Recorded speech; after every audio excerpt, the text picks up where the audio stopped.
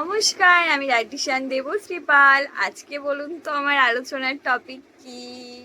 ভেবে দেখুন, গেস করুন। খুব পরিচিত আপনাদের, এখন প্রায় খুব ট্রেনে বিক্রি হচ্ছে। খেতে প্রায় আমিও দেখছিলাম, কিছুদিন আগে কলকাতা গেছিলাম, তো আমিও দেখলাম, ট্রেনেও খেয়েছিলাম একটু। তো আজকে আমার আলোচনার টপিক পেয়ারা। আর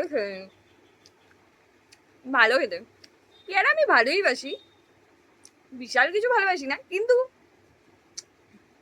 তাও ভালোবাসি। তাহলে এবার জানা যাক পেয়ারার কি কি হেলথ বেনিফিটস আছে। পেয়ারা অবশ্যই আমাদের জন্য কিন্তু উপকারী, মোটেও অপকারী কিন্তু নয়। পেয়ারার মধ্যে একটা ন্যাচারাল অ্যান্টিঅক্সিডেন্ট থাকে, কি নাম জানেন আপনারা? সেটার নাম হচ্ছে ভিটামিন সি, যেটা আমাদের ন্যাচারাল অ্যান্টিঅক্সিডেন্ট, যেটা আমাদের কিন্তু রোগ প্রতিরোধ ক্ষমতা গড়ে তুলতে কিন্তু ভীষণ একটা ভাবে রোল প্লে করে থাকে।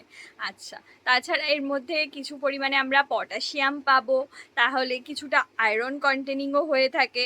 তাছাড়াও অল্প পরিমাণে আমরা ক্যালসিয়ামও পেয়ে থাকবো। ওভারঅল দেখতে গেলে কিন্তু পেয়ারা ভালোই। ভিটামিন সি থাকার জন্য আমাদের একটা রোগ প্রতিরোধ ক্ষমতা যেমন গড়ে তুলছে, এবং ঠান্ডা প্রতিরোধের জন্যও কিন্তু ভালো। আচ্ছা, তারপরে যদি দেখতে যাই, পেয়ারার মধ্যে অনেকটা পরিমাণে রাফেজ থাকে, কিন্তু সেই জন্য যারা ওজন নিয়ন্ত্রণের জন্য চেষ্টা করছেন তাদের জন্য পেয়ারা কিন্তু অবশ্যই ভালো। অল্প খেলে অনেকটাই কিন্তু আমাদের পেট ভার হয়ে থাকে।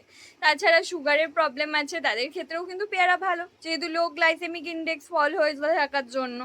কিন্তু লিমিটেড খাবেন অবশ্যই, যে কোনো ক্ষেত্রেই বলবো সবসময় লিমিটেড। হাইপার টেনশনের ক্ষেত্রেও নুন দিয়ে খাওয়ার দরকার নেই, এমনি খাবেন। তো ওভারঅল যদি দেখতে যাই, পেয়ারা কিন্তু আমাদের জন্য ভালোই, ক্ষতিকারক কিন্তু নয়। কিন্তু আবার গাদা গুচ্ছের খেয়ে বসে থাকবেন না যে ডায়েটিশিয়ান খেতে বলেছে বলেই মানে এই নয় যে আমরা প্রচুর পরিমাণে খেয়ে বসে থাকবো। একদমই সেটা নয়, 1 কেজি 2 কেজি এরকম না, লিমিটেড প্রতিদিন একটা করে খেতেই পারেন, কোনো অসুবিধা কিছু নেই। তো অবশ্যই নিজেদের যদি ডায়েট চার্টের প্রয়োজন হয় অবশ্যই আমার সাথে কন্ট্যাক্ট করবেন, আর এরকম ইনফরমেশন পেতে থাকবেন, দেখতে থাকবেন। আজকে এই পর্যন্তই, টাটা।